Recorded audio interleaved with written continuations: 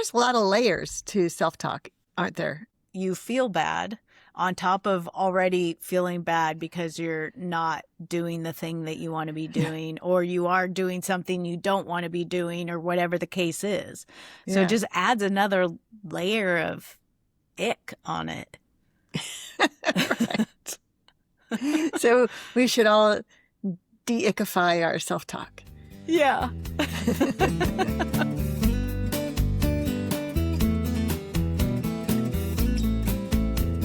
Hey, Janine. Hey, Shannon, how you doing? I'm doing pretty well. How are you? I'm good. It's nice. I'm fine.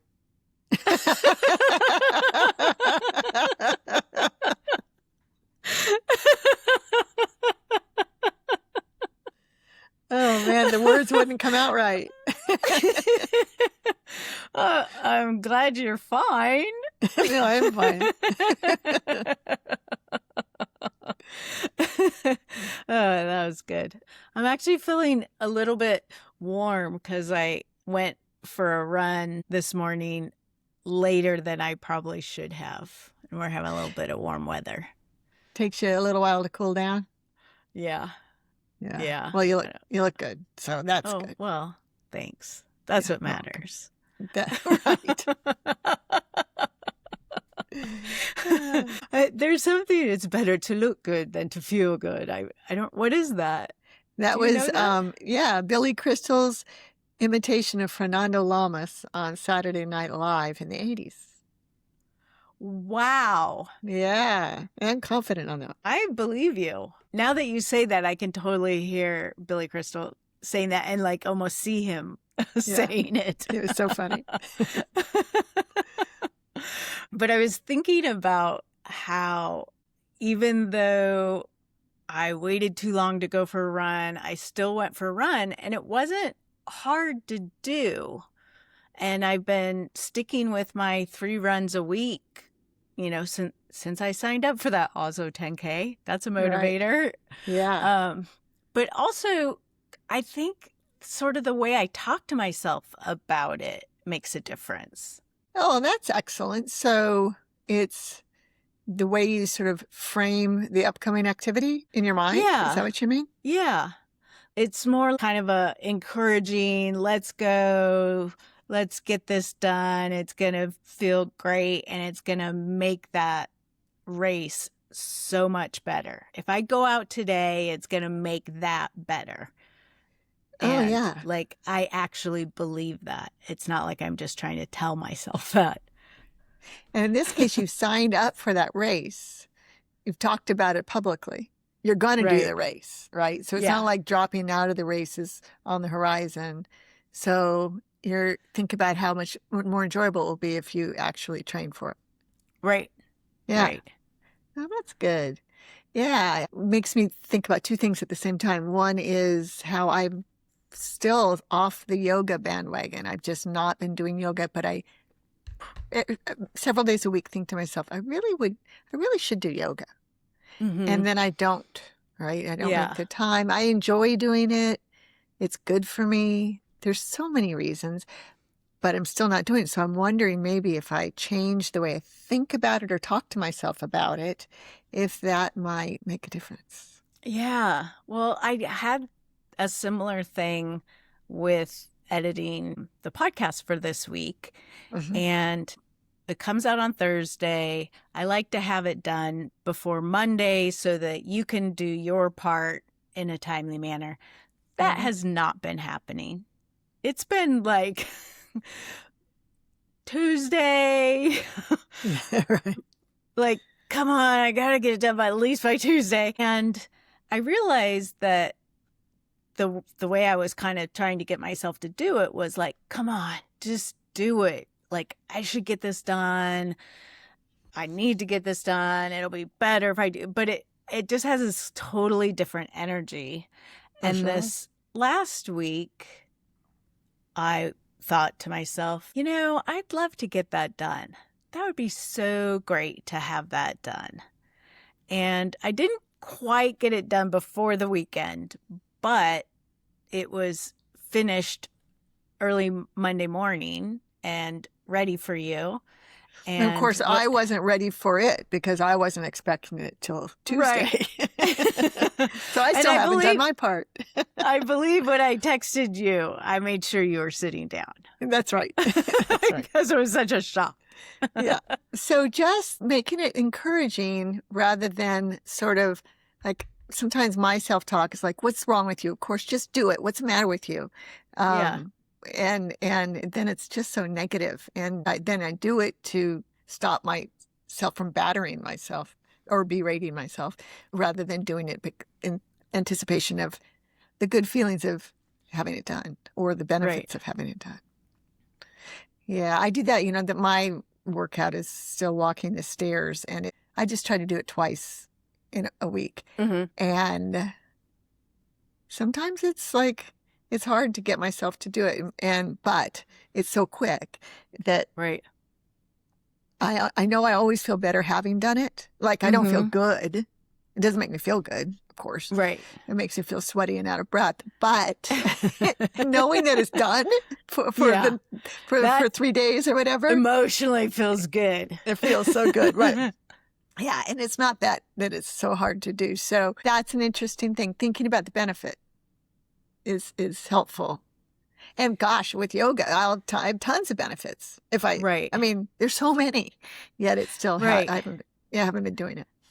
But I feel like there's a way in which, at least for me, it sounds like I'm trying to convince myself that it will be beneficial, and like it still feels negative in a way as opposed to encouraging. And like there's just some subtle difference in what I say and how I say it that seems to have a real impact. I don't know. It's maybe even just sort of that where the emphasis falls on the words instead of like, come on, this is going to feel really good when it's done, which feels encouraging to me versus come on, this is good. You're going to feel good when this is done. Like that seems more like, you're trying to talk yourself into it. Right. As opposed to affirming something that you know. Yeah, it's interesting to think that just the emphasis of the words can make a difference. But we all know that's true in conversation with other people. Right. And it's also true in conversation with ourselves. Yes. I think it makes a big difference. I think a lot of it for me is, I got this rebel streak. As everyone knows, I don't want to be told what to do, even by myself. So, so it's like if anything hints of that, then I'm instantly like trying to combat it. And I don't even think I realized how actively I was doing this, but that I will think of reasons why it's not true. There's a lot going on in there. In my little noggin. Noggin is the word I was about to say. That's funny. Yeah, there's a lot of layers to self-talk, aren't there? I mean, the way we talk to ourselves can be so unkind sometimes. And that to me seems so unproductive, just unhelpful. Yeah, it doesn't work. It doesn't. It's unproductive. It's unhelpful. You feel bad on top of already feeling bad because you're not doing the thing that you want to be doing, or you are doing something you don't want to be doing, or whatever the case is. So it just adds another layer of ick on it. Right. So we should all de-ickify our self-talk. Yeah. There's lots of ways to do it. I mean, changing the words, changing the emphasis, like, the tone, the phrasing, whatever, all of that stuff makes a difference. If you have a persistent negative self-talk, rather than trying to change the words, you can play around with it to make it feel less real, less like a voice you should be listening to. Uh-huh. So like changing it to be very high pitched, or imagine it coming from the corner of the room. Somehow just manipulate what you're hearing so it sounds different to you. Oh, interesting. Yeah. Yeah.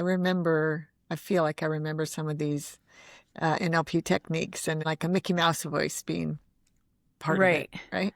Yeah. We can think about changing the voice that we're hearing. I wonder if trying to talk to myself the way I want other people to talk to me, or the way I talk to other people. Like I try to always be kind or diplomatic when I'm talking to others, and that's how I like to be spoken to as well. I wonder if I can remember that instead of saying whatever the heck comes in.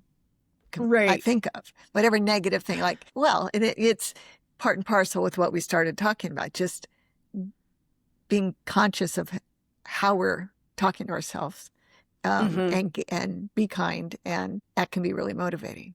I mean, I feel like this feels really simple, but it also feels really complex at the same time. Right, because I think we don't really consider it very much. It's just sort of happening in the background all of the time. And like you said, it sort of seems simple, but then when you start to think about it, it's like, wow, there's a lot going into this self-talk and why it is the way it is and how that works and why we respond the way we do. And there are many layers to it for sure. Yeah. Do most people hear a voice when they're talking to themselves? Do you understand what I'm trying to say? Is this a universal thing that, like, when I'm talking to myself, telling myself I should do yoga, for example, it's like a voice I hear inside of my head? Is that how it is for everybody, do you think? I don't think we could say for everybody, but for most people have some sort of inner critic, inner voice, have some sort of self-talk that they're hearing as a voice, I guess. Right. Yeah. Because I find that I always assume everybody is like me when it comes to these things. For example, I always have a song going through my head. Pretty much always. I wake up with one. And I thought everybody was like that, but I don't think so, based on your face. Yeah, my face is like incredulous. Like, oh, really? Yeah. A, I didn't know that about you. And B, that is not at all my experience. Oh, interesting. Yeah, right now it's a song from Hamilton. I'm trying to think which one it is, but it could be anything. Interesting. Yeah, so we don't all experience the same things. But it does sound like self-talk is pretty universal. Yeah, I think it is. You know, most people are able to imagine things visually too, but not everyone. There is now research that shows there are people that cannot make pictures in their heads.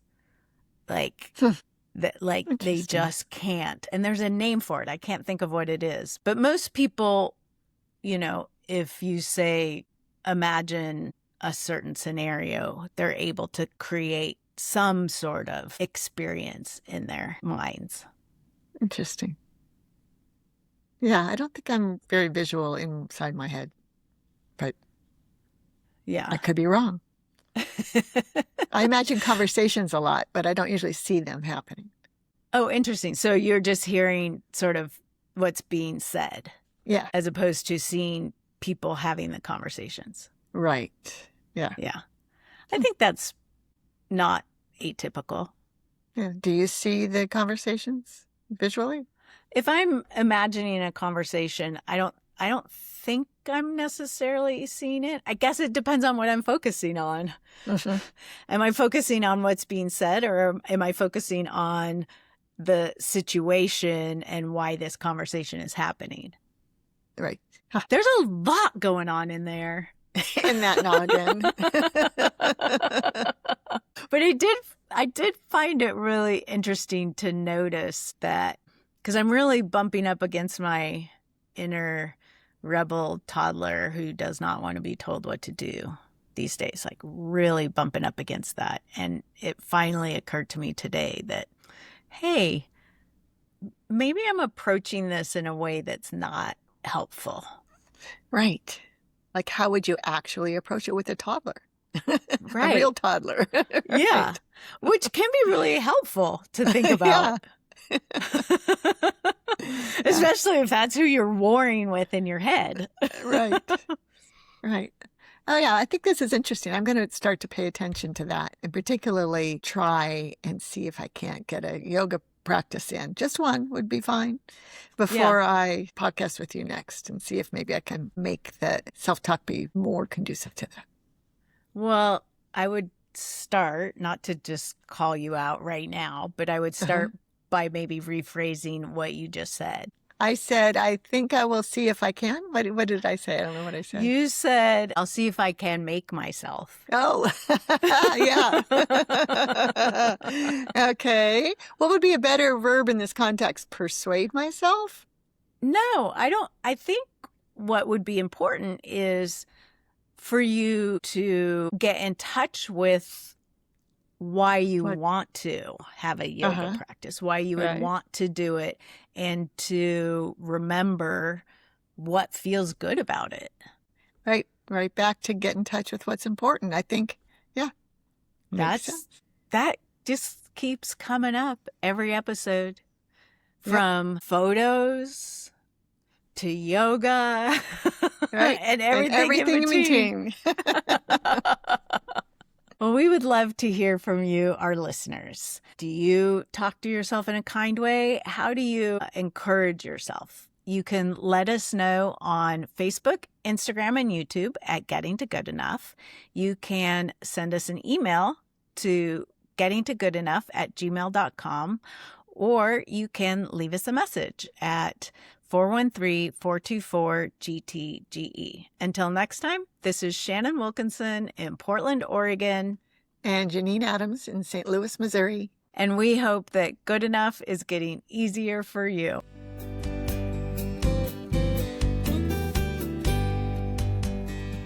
This is Shannon Wilkinson in Portland, Oregon. And Janine seems to have frozen. I feel like I'm finishing this on my own. That's really annoying. Oh, that was some technology issues. Yeah. Woof. But we finished. Yeah. Yay us.